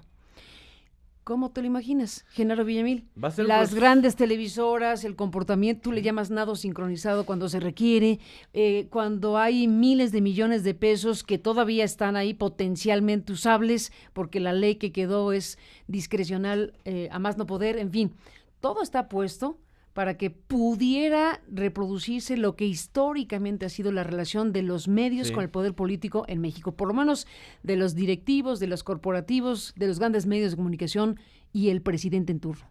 Se podría reproducir si fuera una relación virtuosa, pero es decir, la victoria social así hay que llamarla así, la victoria social de Andrés Manuel López Obrador, se hace sobre los escombros de un telepresidente. Es decir, tan importante es separar el poder económico del pues poder sí. político. Peña es impensable si no fuera por la televisión. Exacto, como separar el poder mediático del poder político. Es decir, los concesionarios no tienen por qué tener poder político. Tienen que tener, pues, poder económico, y los periodistas tienen que tener autonomía editorial para poder tener poder informativo. Esa ecuación es la que se alteró durante estos años, porque entonces los conductores o los comentaristas, los que hacían el lado sincronizado, se volvían una extensión del pacto de acuerdo político y económico entre los concesionarios y el presidente o los gobernadores. Eso es lo que hay que cambiar. ¿Por qué hay que cambiarlo? Porque la gente está harta. Pues porque la sociedad ya no votó en función de los mensajes que el poder mediático más concentrado, o los más representantes, les mandaba. Es decir, se rompió la hegemonía. La hegemonía de las 2 grandes televisoras y los 9 grandes grupos radiofónicos, por ponerle nombre, se rompió en esta elección. Por eso la victoria social de López Obrador fue posible. Porque si por esos medios hubiera ganado otro, ¿no? Eso era muy claro en la cobertura de las campañas. ¿Qué sucedió? Pues que ya la agenda de la decisión de la sociedad no estaba guiada solamente por estos medios. Entonces, más que responsabilidad de López Obrador, es responsabilidad de los propios medios. Pero fíjate, ayer, no sé si leyeron a Marta Anaya, la colega periodista que tiene una columna, ¿no? tiene una columna ahora en el Heraldo de México. Marta Anaya, bueno, pues una periodista de mucho tiempo que hace un trabajo periodístico importante, sin duda, escribió una columna en el Heraldo, a mí no me consta el asunto, pero lo dice ella, que es una periodista seria, y reconstruye la noche madrugada del 1 de julio de este 2018, y narra cómo fueron las cosas para Andrés Manuel. Entonces, voy a tratar de reproducir lo que está escrito en la columna de Marta. Entonces, dice que ya por ahí de la 1 de la tarde, pues ya sabían que era arrollador el resultado, que Peña Nieto ya evidentemente tenía clarísimo que Andrés Manuel iba a ganar de una manera rotunda, y pues tenía necesidad de comunicárselo al propio Andrés Manuel. Y entonces dice cosas como que no tenían el teléfono a la mano, ¿no? Mira, aquí está. ¿Cómo se enteró Andrés Manuel de su triunfo? En Los Pinos nadie tenía el teléfono de López Obrador para comunicarle su triunfo. Entonces cuenta Marta que, pues, ¿quién tiene el teléfono de Andrés Manuel de su casa? Que no sé qué. Bueno, que una embajadora en Europa, no dice quién, que ha sido puente entre Andrés Manuel y el gobierno en algún momento, etcétera, que les pasa el teléfono. Y entonces el caso es que Peña marca por ahí de la 1 de la tarde, le contesta a Beatriz Gutiérrez Müller, la esposa de Andrés Manuel, y le dice: Beatriz, soy Peña Nieto, quisiera hablar con Andrés Manuel, ¿no? Bueno, esta narración está muy interesante, y entonces que le pasa el teléfono Beatriz Andrés Manuel y le dice, ahí dice: Beatriz, habla Enrique Peña Nieto, ¿cómo estás? Me gustaría hablar con Andrés Manuel. Se puso AMLO al teléfono y escuchó al presidente decirle: Andrés Manuel, hablo para felicitarte. Muchas gracias, presidente, me gustaría verlo pronto. Cuando tú quieras. ¿El martes? El martes, a las 11. En Palacio Nacional, accedió Peña Nieto. A partir de ahí comenzaría el frenesí, poco tiempo tendría para quedar estupefacto y asimilar el momento, preparar su discurso, el que dirigiría primero a la nación y luego al Zócalo, y aguardar que nada se interpusiera en el camino. Bueno, viene ahí toda la narración del asunto, de que hasta las 6 ya se comunicó a los del equipo de Andrés Manuel, etcétera. Pero donde me quiero detener hablando de los medios, en esta crónica que hace Marta Anaya, da un dato pues muy revelador, hablando de el papel de los medios. Dice que una vez ocurrido lo ocurrido, ya de noche madrugada, el festejo o el encuentro que tiene Andrés Manuel en su propia casa es con los jerarcas de los medios. Habla de Bernardo Gómez, habla de Ricardo Sáenz Pliego y habla de Olegario Vázquez Aldir, como los que menciona en esta crónica la periodista. Uh-huh. Bueno, esa noche madrugada, que ahí brindan con whisky y que entonces pues se felicitan a Andrés Manuel. Las 3 cadenas televisivas. Entonces, bueno, aquí hay un tema. Aquí hay un tema porque al final de cuentas el factor de poder mediático para cualquier gestión de gobierno es importantísimo. Así es, y si bien decía Sabludovsky cuando se volvió bueno, como Manuel Bartlett, que, que ningún presidente podía gobernar sin la televisión mexicana. Que no podría hacerse un presidente sin la televisión. Sin la televisión mexicana. No podría llegar incluso. Exacto.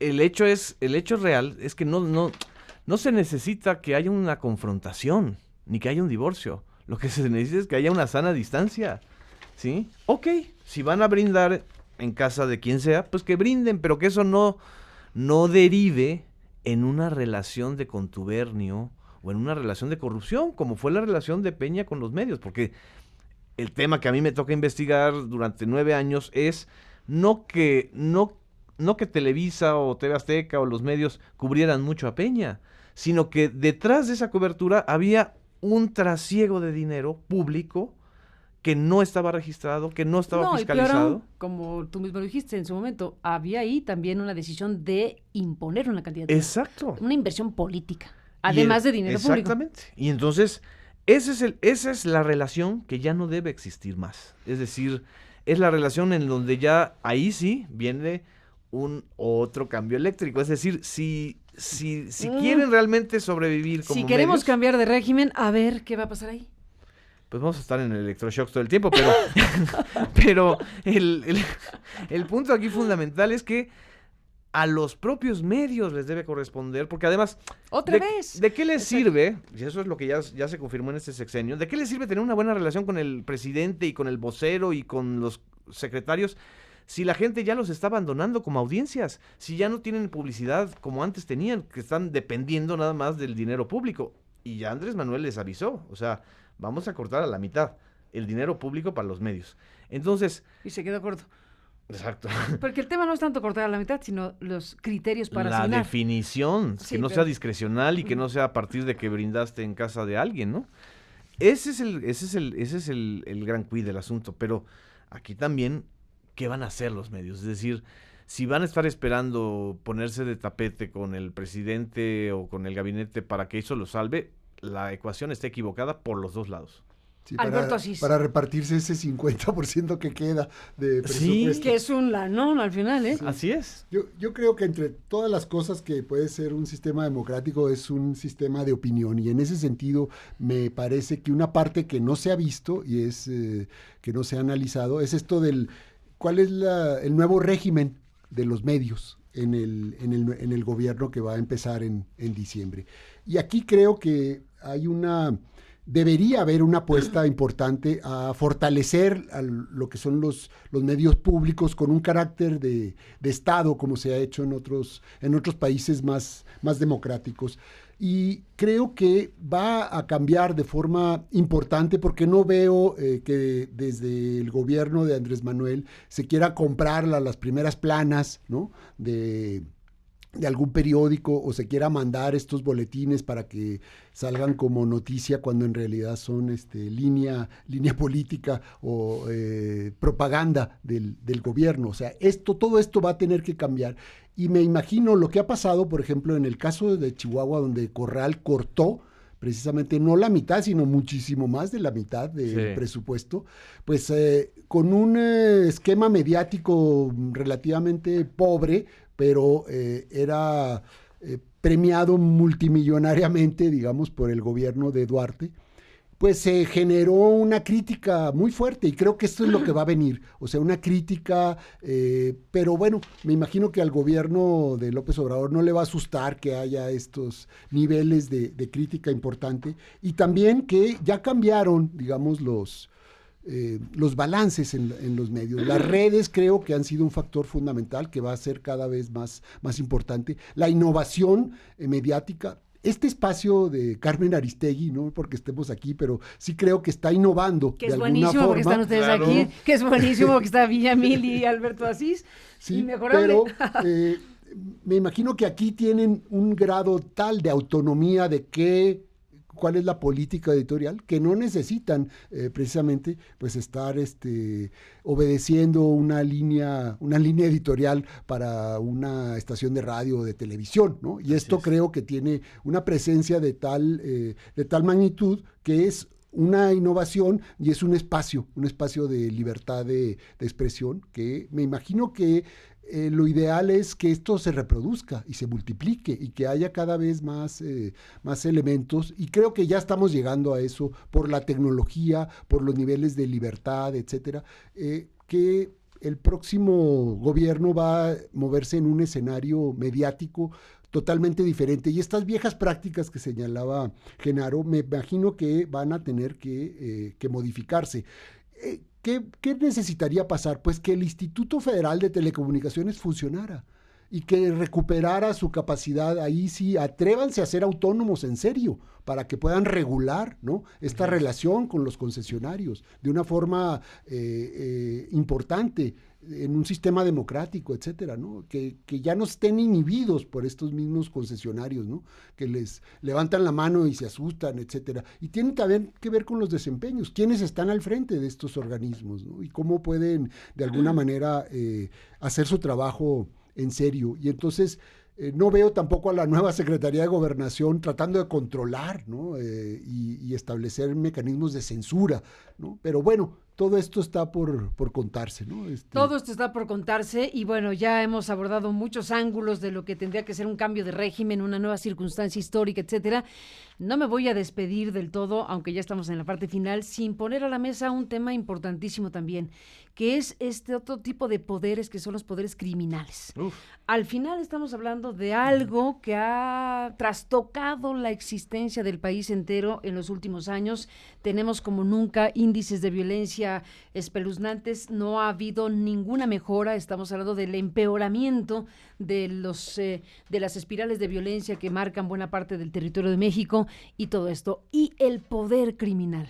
El poder criminal que está mezclado con los otros poderes que se coluden para que ese gran negocio donde los mexicanos hemos puesto los muertos, pero también hay grandes negocios a través precisamente de lo que significa un conjunto de delitos que ya están totalmente organizados a través de la delincuencia organizada, y que además del narcotráfico están ahí todos los días: la extorsión, el secuestro, la trata, en fin, todos estos delitos que en conjunto nos hablan de una gran maquinaria de negocio criminal de la cual no tenemos ni siquiera, creo que, una dimensión real de cuántos miles de millones cruzan. Bueno, ese factor, hablando de cosas durísimas, ¿cómo va a operar? Porque en buena medida se ha dicho que la espiral de violencia corresponde a disputa entre los cárteles, disputa entre los territorios o las plazas, etcétera, pero también está el componente político que ha hecho posible que este crimen organizado esté, si bien envuelto en sangre, operando con gran fuerza en México. ¿Cómo imaginar ese elemento en un tiempo de transformación como el que queremos creer que está ocurriendo en México? Yo creo que uno de los grandes errores, Carmen, de los gobiernos de la alternancia, sobre todo de Calderón y por supuesto de Peña Nieto, fue seguir con la misma idea y la misma línea de que al poder criminal había que confrontarlo con violencia. Porque a final de cuentas no confrontaste al poder criminal, confrontaste a la población. Los grandes daños colaterales, entre comillas, son los ciudadanos mexicanos. La cifra que está dando Olga Sánchez Cordero de 400,000 o 300,000 desaparecidos como cifra real, tremendo. Estás hablando de las dimensiones verdaderas de una tragedia nacional. Y esa tragedia nacional fue y ha sido resultado de una decisión absolutamente equivocada. Porque, ¿cuál es el negocio del poder criminal? El negocio del poder criminal no es solamente el trasiego de la droga, no es solamente el secuestro. Sino la guerra misma. La guerra misma. Claro. Es decir, todo lo que compra, o sea, entre más gastamos dinero público, peor nos va. Pero hemos gastado un dineral. Y lo que dice, eso es, de hecho lo estoy leyendo ahorita, es un texto antiguo de Maquiavelo donde dice el Oye, príncipe... si es de Maquiavelo, es antiguo, ¿eh? Pero es un principio elemental. ¿Qué dice Maquiavelo? Que la guerra en sí misma genera una dinámica propia para que nunca se acabe. Entonces... Y en ese caso el dinero... Y el negocio de la guerra, pues es seguirle dando dinero a los soldados, en ese entonces los soldados, en ese entonces la maquinaria bélica, como ahora, ¿sí? Como ahora, o inventarse un nuevo enemigo para que siga una dinámica bélica, ¿no? Yo creo que si Andrés Manuel López Obrador, creo que lo tiene muy claro, él elimina esta lógica de combatir al poder criminal con violencia solamente, o sea, con violencia en las calles, ya no llamemos si es ejército o es policías, o sea, si eliminamos este elemento, por lo menos lo vamos reduciendo, este proceso de degeneración, de decadencia, de crímenes, va a poder ser reversible. No va a ser pronto, no creo que sea lo inmediato. Creo que es quizá de los procesos que nos va a costar más trabajo a todos los mexicanos.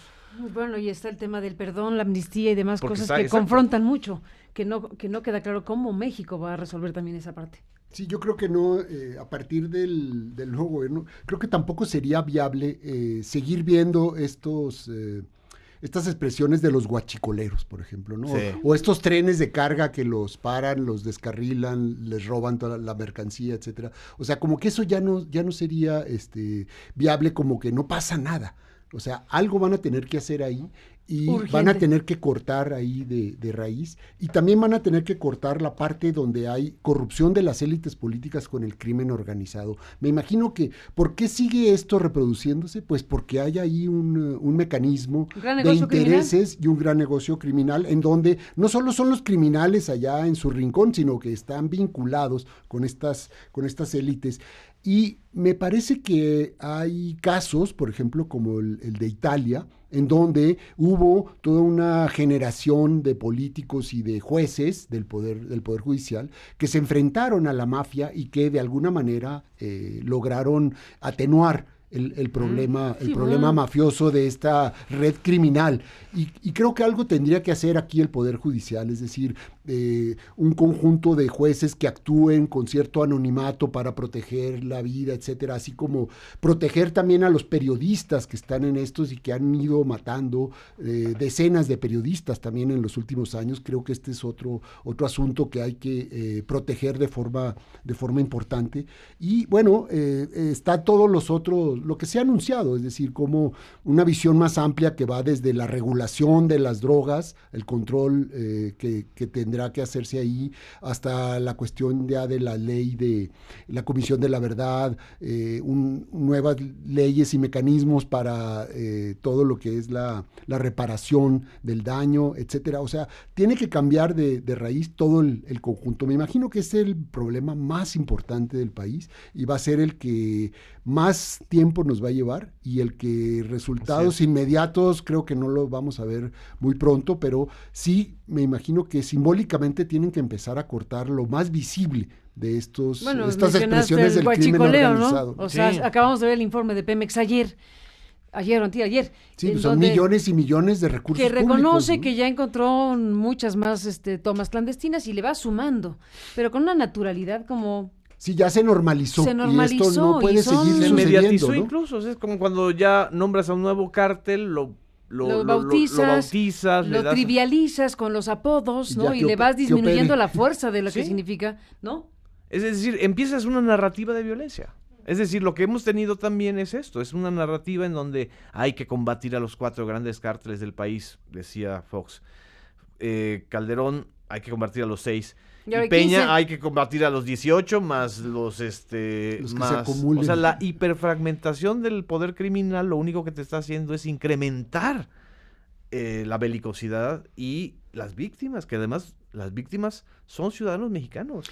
Y al final no sabemos, bueno, sí intuimos, pero difícil saberlo con toda precisión, cómo está vinculado el poder político con el tema del Exacto. narcotráfico, porque ciertamente esta elección 2017-2018 fue una elección deslumbrante al final de cuentas en lo que a la presidencia se refiere por la contundencia del resultado, pero en el camino un montón de muertos, asesinados, candidatos, aspirantes, presidentes municipales que quieran reelegirse, en fin, no, ya perdí la cuenta de cuántos asesinatos hubo en este corto periodo electoral. Y ese es un elemento que uno tiene que pensar, bueno, la posibilidad real que tienen hoy los presidentes municipales, por hablar del circuito más vulnerable, los presidentes municipales del país, realmente en qué condición están para ejercer su mandato. Si vimos una corrida de muertes tremendas que no se puede interpretar de otra manera como que quien fue asesinado o estaba coludido o no se dejó coludir o algo por el estilo. Sí, Pero el tema criminal con el poder político, por lo pronto en el circuito básico de la estructura que es el municipio libre, pues está exhibido descarnadamente. Y para arriba, ¿no? ¿Hasta dónde está relacionado el poder criminal con el poder político en México? Pues es una pregunta que hay que hacer.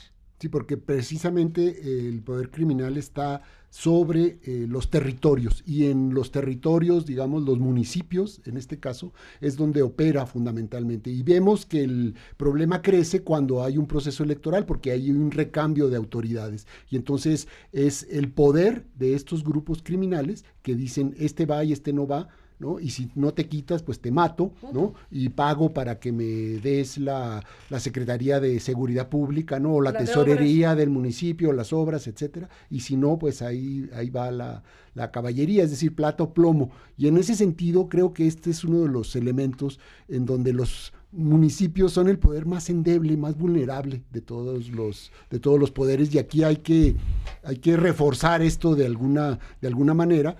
Y tiene que ver también con una cuestión de cómo vamos a entender el federalismo a partir de ahora, estos nuevos delegados, ¿no? Plenipotensarios que van a estar en todos los estados y van a manejar una gran cantidad de recursos y de capacidades. Sí, se les ha dicho de todo, pero bueno.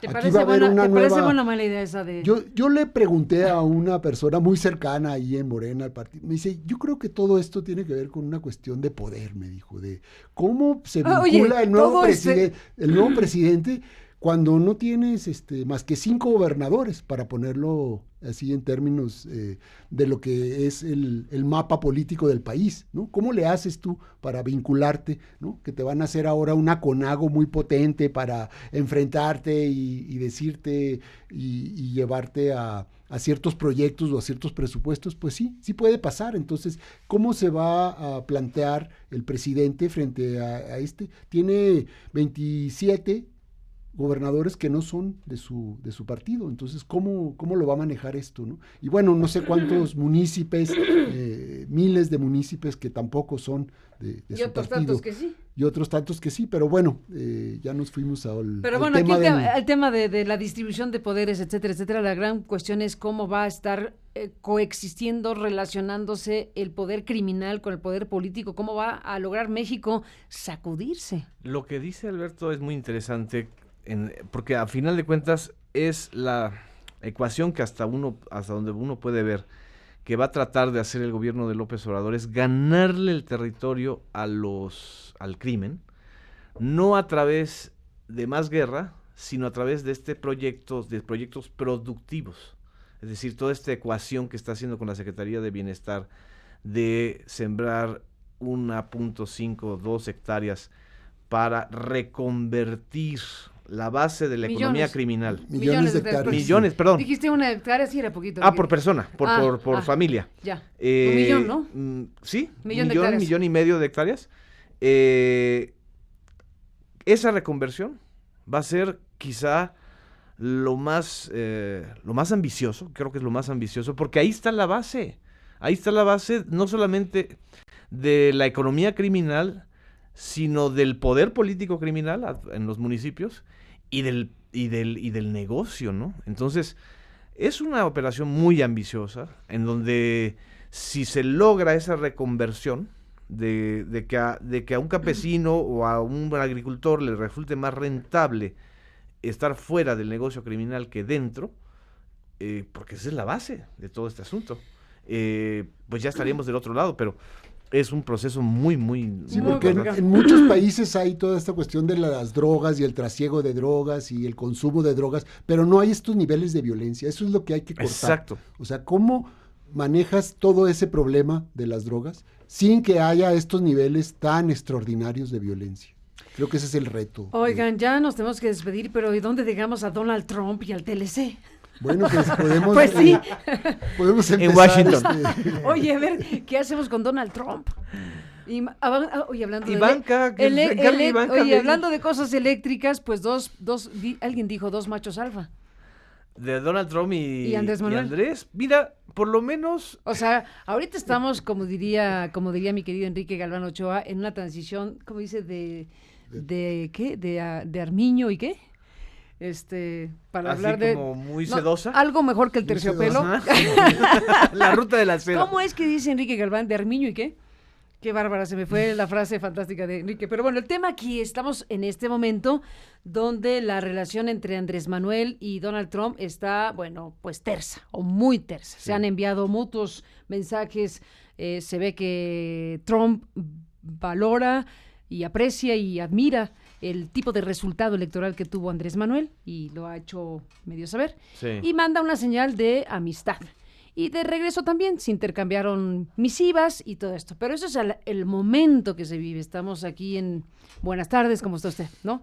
Pero la relación México-Estados Unidos, para efectos prácticos, es complicadísima siempre. Pero con Donald Trump en la presidencia, eso sí puede ser explosivo. ¿O cómo lo imaginamos? Bueno, me parece que hay... El doctor Sobato, perdón, déjame agregar. El doctor Sobato dijo, cuando le pregunté algo así, dice, yo creo que estos dos o se van a amar o se van a matar. O sea, no encontró medias tintas para hablar de Andrés Manuel y Trump. Sí, se abre un paréntesis de aquí a la elección intermedia en Estados Unidos, en donde Trump ya inició, digamos, la campaña para poder ganar el Congreso, y en donde tiene serias posibilidades el Partido Demócrata de ganar la Cámara de Representantes, no así el Senado. Y entonces, uno de los temas favoritos de Trump, pues, es México, es irse contra México, ¿en qué lo notaste? atacar a... ¿Cómo cuando te diste sube cuenta de en los eso? niveles de la campaña. Y entonces, la parte de López Obrador de aquí a noviembre, que antes de que tome posesión, pues va a ser un tema interesante en el sentido de que si Trump va a insistir otra vez que los mexicanos y que el muro y que los delincuentes y ya ha empezado a decir que la violencia se hace necesario. Volvió a arremeter contra México. Exactamente. Entonces, al mismo tiempo López Obrador ya está lanzando un discurso de decir, nosotros vamos a tener autonomía y vamos a ser autosuficientes. Aunque no le guste a un país extranjero. Exactamente. Cuando estuvo en Ciudad Juárez, vamos a tomar decisiones que aunque no le guste, un que ahí se acerca el tema de la despenalización de la droga. Y dice, pues con la pena, señor. Exactamente. Sin decir Trump, era Trump. Y alimentos energéticos, Sí. materia como la... Producir nosotros. Exactamente, toda esta cuestión de la industria nacional, todo va a ser, me imagino, parte de un rompecabezas, y esto le simpatiza a Trump, porque finalmente la cuestión nacional, es decir, que ustedes vayan a retener a su gente y no se vengan de migrantes, eso le gusta a Trump, por supuesto. El hecho de que sean autosuficientes también le gusta a Trump, que haya la industria nacional también le gusta a Trump. Y eso nos debería gustar a nosotros. Porque la migración forzada es justo porque no tenemos nada de eso. Sí, y producir más gasolinas y que cuesten menos, pues también será benéfico para nosotros, y tener mejores alimentos y producirlos aquí y no estar comprando todo, pues también, es decir, creo que sí va a haber un giro en el modelo económico, y lo único que hay que preguntar es si el TLC viene antes o después del 1 de noviembre A saber, o de ¿no? diciembre, porque parece ser que está cerca, dicen los de México, que ¿no? entraría a un Congreso ya con mayoría ya no republicana probablemente, o ya dividido, y entonces esto Bueno, me imagino que estará en los cálculos, ¿no? Prisa Pero tiene Trump, desde luego por esa razón. Claro. Y el gobierno de Peña también. Y también yo creo que esa prisa juega Y a a lo favor mejor- de Andrés Manuel. Y a lo mejor Andrés Manuel dice, pues terminen ustedes ese tema. Porque... Y, No es mi tema, pero bueno, ya Bueno, tiene sí, ahí un sí es- representante sí es de el él. tema de México, pero el tema... bueno, es el tema del país. Es el tema del país, o sea, en sí. términos de economía es Absolutamente. lo que define si vamos a tener un final de sexenio terso en términos económicos, sin devaluación. No, en o ese con sentido sí, pero me refería a la parte de, bueno, finalmente es un tratado que ustedes negociaron, Exacto. puede Sí, pero es decirlo. para el Si país, algo o sea, no sale del todo bien, Ya es asunto ¿no? de ustedes. ya es un asunto del gobierno que se está yendo, ¿no? Así es. Ahora yo creo que estamos en el momento diplomático, es decir, es el momento diplomático entre Trump y AMLO, porque pues, López Obrador no ha tomado posesión y Trump está muy concentrado en los resultados de noviembre, ¿no? Y en ese sentido hay un incentivo para que Trump no se confronte con el nuevo presidente o el próximo presidente y también Por lo pronto. por lo pronto, por ahora, por el momento diplomático. Pero es su tema de campaña también. Pero también yo creo que ya muro. lanzó Andrés Manuel 3 mensajes muy claros de que si se ponen las cosas rudas, pues en primer lugar ahí tiene a un rudo, como es Marcelo Ebrard, Ujú. en la Secretaría, en la Cancillería. Ujú. En segundo lugar, lo que dijo con los ingenieros. Teniendo al lado a Carlos Slim, el que dijo que Trump no es un Oye, por eso Terminator, dijo- sino un Por, negociator. por eso dijo Enrique Galván Ochoa, hablando de Slim, la transición de Seda y Arminio, pero Ah, hablando ¿sí? de Slim. Ahí Pues es sí. donde, ahí se me olvidó lo de la seda, pero ahí justo que había lo de la transición de Seda y Arminio, porque con el hombre más rico de México, pues ya es un ejemplo para el país. Así es, pero también les dice a los ingenieros, o sea, no vamos a aceptar la construcción de ningún muro. Y luego esto de Ciudad Juárez, es decir, Que no Ah, importa si no le gusta un gobierno extranjero. exacto, o sea, Pues nosotros sí, vamos a México tiene que definir decidir por sí mismo. si seguimos o no en la lógica de la guerra de las drogas que decretó Richard Nixon hace 40 años o hacemos otra cosa. Pues somos un país soberano, finalmente. Recuperamos soberanía que se ha ido perdiendo con esta Ahora, tecnocracia neoliberal. ¿no? sí veo un asunto de por lo menos respeto de Donald Trump a López Obrador. Lo trata diferente a como trata frente a Hombre, Peña. un personaje que logró una elección como esta merece su admiración. No, y que no se le Por lo puso de pronto, por el tapete. resultado electoral, viniendo él de dónde viene. que Exactamente. está- Y le dice, Pues sí. y le dice Trump. Trump. Y Dice entonces- Juan Trump. Juan Trump. Juan Di- Trump. Dicen que dijo Trump que le llamaba John Trump. John Trump. Exactamente, como queriendo parecerse a él, como que son Pues parecidos. es que el ego de Trump es muy infantil y es muy predecible, entonces Dice, para si él le fue muy bien a este, pues es como yo. es que hizo Si lo que le- yo hice. Si le fue bien a él, bueno, a ver, Andrés Manuel, en la carta que le manda Sí. a Donald Ah, Trump, sí, sí. que no se nos De olvide, Gabriel León él es el que gesto. le dice, él es el que dice que ambos derrotaron al establishment, y sí que ese párrafo pudo habérselo evitado. No, yo creo ¿O que lo qué? está manipulando, es decir, yo ¿O creo qué? que está que le está dando por su A ver, lado. no se lo Sí, tuvo- eso sí. que era pero, mejor que lo dijera. pero que Trump es anti-establishment, eso está por No, verse, pero ¿no? Trump es así. Pero Andrés Manuel busca a ver, en esa carta, Andrés Manuel busca un Sí. punto de empatía con Exactamente. Trump Claro, clarísimo claro. y dice, oiga, usted y yo nos parecemos porque los dos tumbamos el establishment. de Pero nuestro ese es el momento diplomático. Y eso le cayó de perlas a A Trump, sí, se y puso- lo ve con simpatía, le- etcétera. le hizo O el sea, día. le dio en el clavo, es decir, Pero a ver, le dijo eso y no le dijo, oiga, y sería muy bueno que dejara de hacer lo que hace con los niños detenidos. Exactamente. Que no, no estaba en la tenía por qué carta. decírselo. Eso faltó. Eso ¿Por se lo qué no? tenía porque eso le corresponde al señor Luis Pero Videgaray. hombre, son niños. Eso yo creo que es un tema, ¿eh? Claro, pero por eso te hablo, estamos en el momento diplomático, es decir, en el momento del entendimiento, no de soltar trancazos, ¿no? No, Le, pero a le ver, faltó un renglón diciendo, nosotros faltó- vamos a defender a nuestros migrantes y los derechos humanos de sobre ellos todo de los niños. Claro. en Estados que Unidos. Pero se es una encuentran hoy en carta- una situación a terrible. ver. Si el mundo entero está escandalizado. no Pero es sobraba. una carta dirigida No a sobraba. Trump, no a la población. Claro, sí vas No, a ver. es que es Trump el que instrumentó esa política. No. A lo que voy es que ese párrafo del establishment? mensaje, del establishment, Ah, bueno. es el típico párrafo que tú mandas pues para darle para congraciarte con el adversario y demostrar Palmaditas. que pues te lo puedes llevar al baile. Buscar Palmaditas empatía. en el hombro. Exacto. Entonces, en ese sentido, creo que hay habilidad de ambos lados, menos del lado de Trump, por cierto. Porque además, bueno, la agenda ahorita de Trump está por todos lados, o sea, está desde Irán, donde no está, por China, cierto, es en Rusia. Venezuela, pero No, sí le ha mandado mensajes a Venezuela. pero ya Nicolás Maduro dijo que Trump no le mandó a estallar el aparato, ¿no? El- Pero aquí es donde López Obrador o el gobierno mexicano puede tener las de ganar, si sabe enfocar muy bien los puntos duros de la negociación con Estados Unidos. Y si se avanzan en esos puntos duros, en lugar de abrir toda la agenda, que es lo que siempre hace Trump, Trump te abre toda la agenda para entonces obtener algo de ti. Es su estilo de negociación.